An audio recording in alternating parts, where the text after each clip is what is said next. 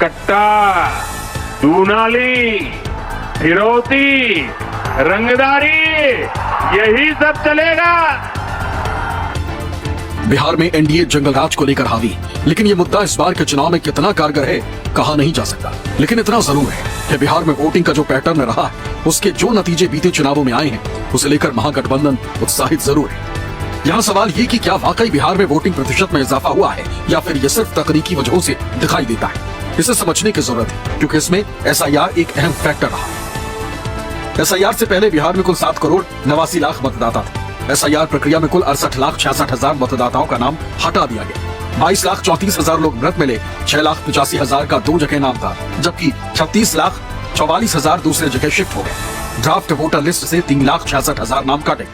बिहार की final voter list में 7 करोड़ 42 लाख मतदाता बचे, यानी एसआईआर से बिहार में करीब 47 लाख मतदाता कम हो गए।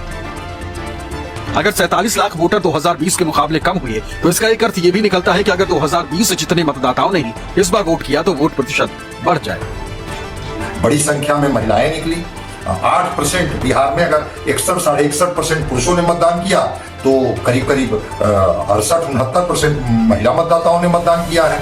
तो 8% अधिक महिलाओं का निकलना इस बात का संकेत है कि महिलाओं के हिस्से में जो वेलफेयर स्कीम्स चल रहे हैं और जो आगे के लिए जो घोषणाएं की जा रही हैं, इससे महिलाएं काफी उत्साहित और काफी प्रभावित हैं। और तब वो अधिक से अधिक संख्या में निकली और जाकर के अपना मतों का प्रयोग की। तो बम्पर वोटिंग के कई मायने हैं बिहार में, जिसको हम अलग अलग तरीके से देख सकते हैं।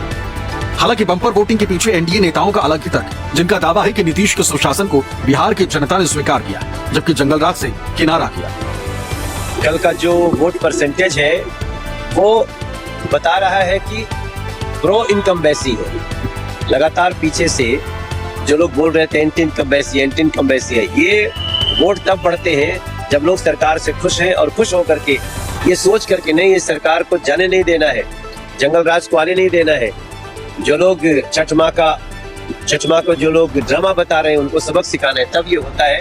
हम बिहार की आबादी। एक महिला हमारे नेता का है समीकरण महिला और युवा का, उन्होंने बहुत बढ़ चढ़ के हिस्सा लिया और सभी ने इस बात के लिए ये इंश्योर किया कि भ्रष्टाचार और जंगल राज की सरकार नहीं आनी चाहिए, विकास की रफ्तार कायम रहनी चाहिए, जनता को जो सहूलियतें मिल रही हैं। पहले के मुकाबले ज्यादा वोटिंग की एक वजह छठ के समय चुनाव को माना जा रहा है। दरअसल छठ पर्व पर जो लोग अपने घर गए, उन्होंने वोट करके ही वापस लौटने का प्लान बनाया। नतीजा ये हुआ कि वोट प्रतिशत बढ़ गया। प्रवासी मजदूर हैं जो बहुत बड़ी संख्या में छठ के बाद रुके हुए हैं, उन्होंने अपना और अपने परिजनों का, अपने मित्रों का जो वोट कराया है, उसने सबको सरप्राइज किया है। और जितने लोग ये बैठे हुए थे कि महिलाओं को 10,000 पैसा मिल गया और उसी से हम लोग जीत जाएंगे, इन चुनाव में महिलाएं तो हैं ही, लेकिन महिलाओं से बढ़कर प्रवासी मजदूर एक्स फैक्टर है। इस चुनाव का एक्स फैक्टर प्रवासी मजदूर हैं। वो क्या कर रहे हैं, वो अपने दोस्तों मित्रों परिवार वालों से कैसे वोट करा रहे हैं, इसी से बिहार का चुनाव तय होगा। इससे सबसे अलग एक राय ये कि चीजें पहले से ही काफी बदल गई। लोगों में अवेयरनेस आ गया। महामारी और लॉकडाउन के बाद मतदाताओं में सामाजिक और राजनीतिक मुद्दों के प्रति जागरूकता बढ़ी। कई लोगों ने अपनी समस्याओं के समाधान के लिए मतदान को महत्वपूर्ण माना होगा, जिस वजह से बम्पर वोटिंग हुई। हालांकि बड़ा सवाल यही है कि बम्पर वोटिंग का फायदा किसको मिलेगा। तो प्रचार के दौरान बिहार वासियों को दावों और वादों के साथ साथ जंगल राज के नाम पर भी डर दिखाया जा रहा है। और इसकी झलक एक बार फिर दिखी जब औरंगाबाद में शुक्रवार को प्रधानमंत्री मोदी जनसभा को संबोधित कर रहे थे। तब उन्होंने जंगल राज और कट्टे का जिक्र किया। आरजेडी ने कांग्रेस को सिर्फ वही सीटें दी जहां वो 35-40 साल से नहीं जीत पाई है। आरजेडी ने कांग्रेस की कनपट्टी पर कट्टा रखकर मुख्यमंत्री पद की उम्मीदवारी भी चोरी कर ली। ये जंगल राज वालों का खतरा है।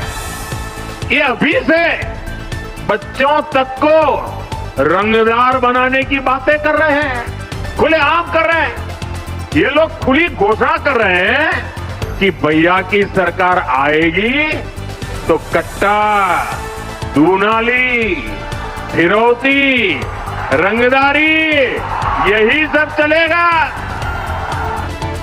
बिहार में एनडीए जंगल राज को लेकर हावी, लेकिन ये मुद्दा इस बार के चुनाव में कितना कारगर है कहा नहीं जा सकता। लेकिन इतना जरूर है कि बिहार में वोटिंग का जो पैटर्न रहा है, उसके जो नतीजे बीते चुनावों में आए हैं, उसे लेकर महागठबंधन उत्साहित जरूर है। यहाँ सवाल ये कि क्या वाकई बिहार में वोटिंग प्रतिशत में इजाफा हुआ है या फिर ये सिर्फ तकनीकी वजहों से दिखाई देता है। इसे समझने की जरूरत है, क्योंकि इसमें एसआईआर एक अहम फैक्टर रहा। एसआईआर से पहले बिहार में कुल 7 करोड़ 89 लाख मतदाता थे। SIR प्रक्रिया में कुल 68,66,000 मतदाताओं का नाम हटा दिया गया। 22,34,000 लोग मृत मिले। 6,85,000 का 2 जगह नाम था, जबकि 36,44,000 दूसरी जगह शिफ्ट हो गए। ड्राफ्ट वोटर लिस्ट से 3,66,000 नाम काटे।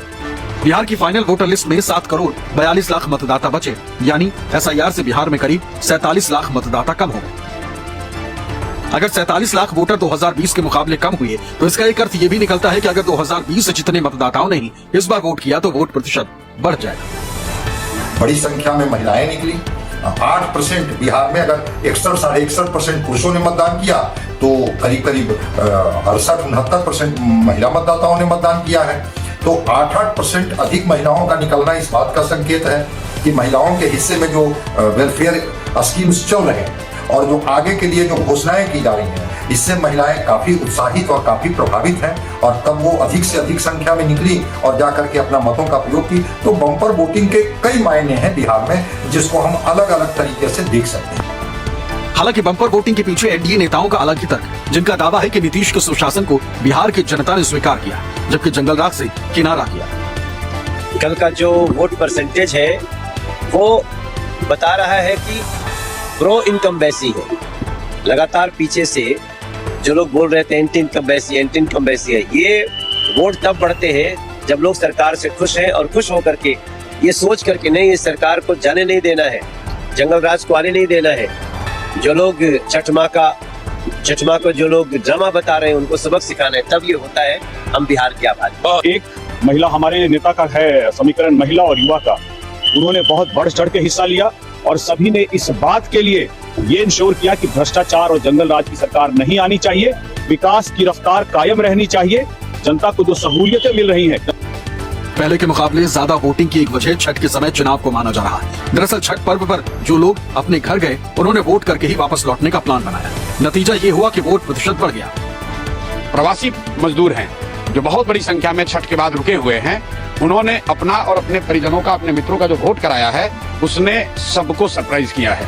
और जितने लोग ये बैठे हुए थे कि महिलाओं को 10,000 पैसा मिल गया और उसी से हम लोग जीत जाएंगे, इन चुनाव में महिलाएं तो हैं ही, लेकिन महिलाओं से बढ़कर प्रवासी मजदूर एक्स फैक्टर है। इस चुनाव का एक्स फैक्टर प्रवासी मजदूर हैं। वो क्या कर रहे हैं, वो अपने दोस्तों मित्रों परिवार वालों से कैसे वोट करा रहे हैं, इसी से बिहार का चुनाव तय होगा।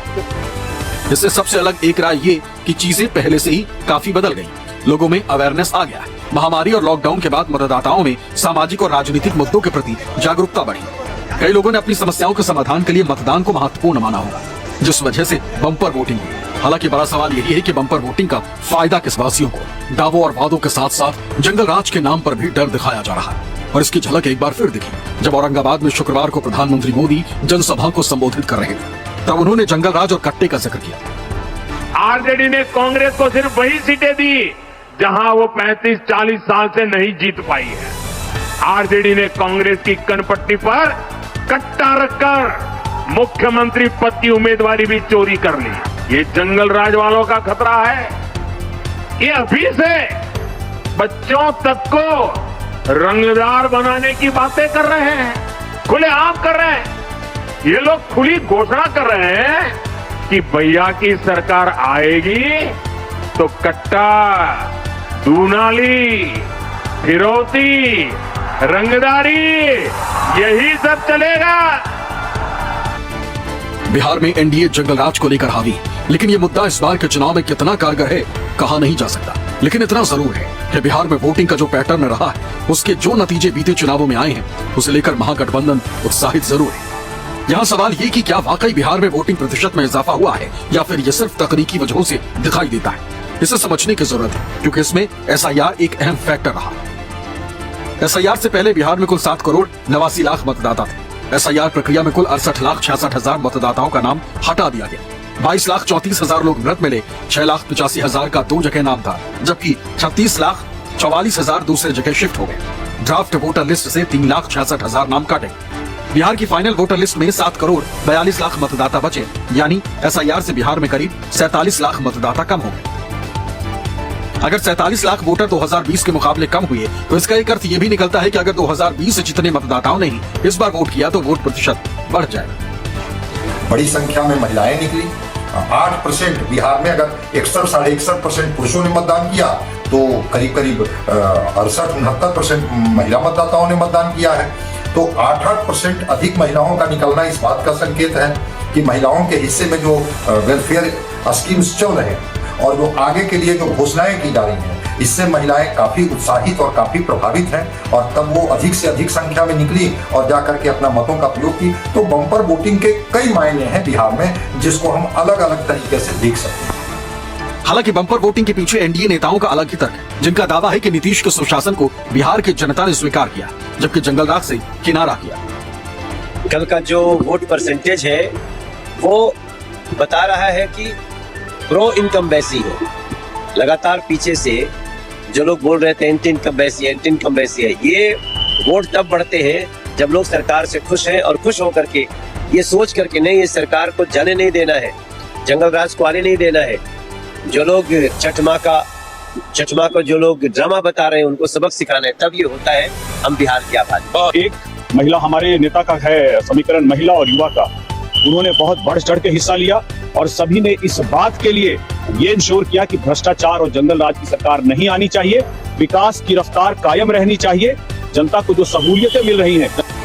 पहले के मुकाबले ज्यादा वोटिंग की एक वजह छठ के समय चुनाव को माना जा रहा है। दरअसल छठ पर्व पर जो लोग अपने घर गए उन्होंने वोट करके ही वापस लौटने का प्लान बनाया। नतीजा ये हुआ कि वोट प्रतिशत बढ़ गया। प्रवासी मजदूर हैं जो बहुत बड़ी संख्या में छठ के बाद रुके हुए हैं, उन्होंने अपना और अपने परिजनों का, अपने मित्रों का जो वोट कराया है उसने सबको सरप्राइज किया है।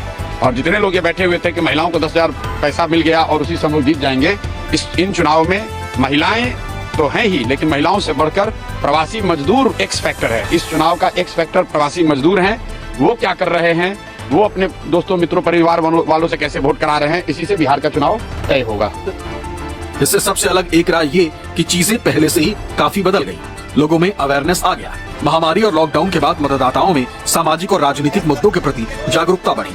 कई लोगों ने अपनी समस्याओं के समाधान के लिए मतदान को महत्वपूर्ण माना होगा, जिस वजह से बम्पर वोटिंग हुई। हालांकि बड़ा सवाल यही है कि बम्पर वोटिंग का फायदा किसको मिलेगा। Bureau report, news 24।